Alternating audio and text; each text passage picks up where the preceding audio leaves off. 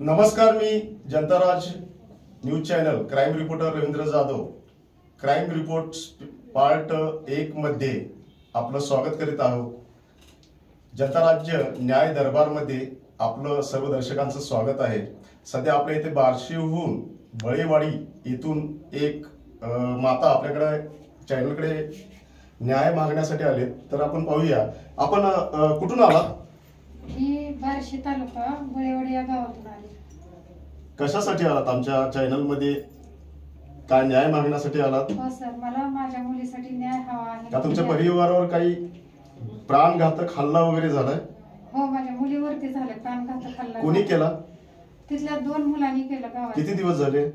हे आता 11 महिने, 5 मार्चला झालं। कोणावर झाला हल्ला? माझ्या मुली। तुमच्या मुलीवर प्राणघातक हल्ला झाला?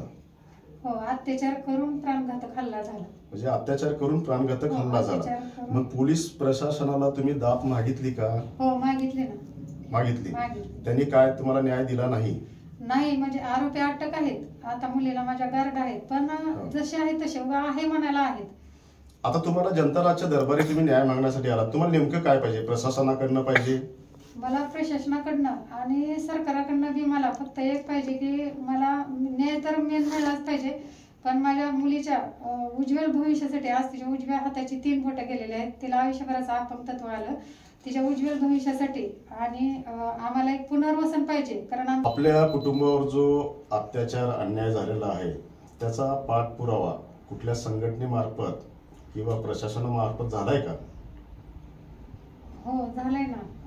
म्हणजे भीम आर्मी म्हणून संघटना आहे, ते मला पहिल्या दिवसापासून म्हणजे सहकार्यात आहे। आता तुम्ही कुठं उपोषणला वगैरे बसलात का?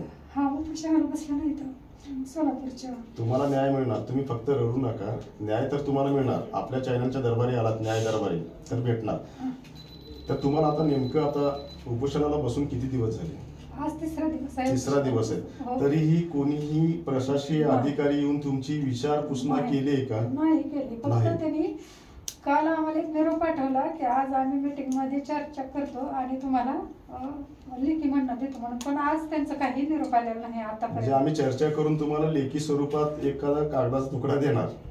त्यांचं म्हणजे त्यांच्या पोलीस प्रशासनाची त्यांनी निरोप पाठवला तेवढंच, परत त्यांचा काही आम्हाला निरोप नाही ना, काय नाही आतापर्यंत। आता 3 दिवसानंतर ना, आता उद्या 4था दिवस आहे, हो। त्याच्या पुढे तुम्ही काय करणार नेमकं? आता जर तुम्हाला न्यायच प्रशासनाकडनं भेटला नाही तर तुम्ही पुढचं पाऊल काय उचलणार? काय ना, मला जर न्याय नाही भेटला तर मला ह्याच्यावरती माझ्या मुलीसाठी मला कठोर निर्णय घ्यावा लागणार आहे काहीतरी, आणि त्याच्यासाठी मला पूर्ण सगळं म्हणजे जे प्रेसवाले आहेत सगळ्यांचं मला त्यांची साथ आहे सगळ्यांची।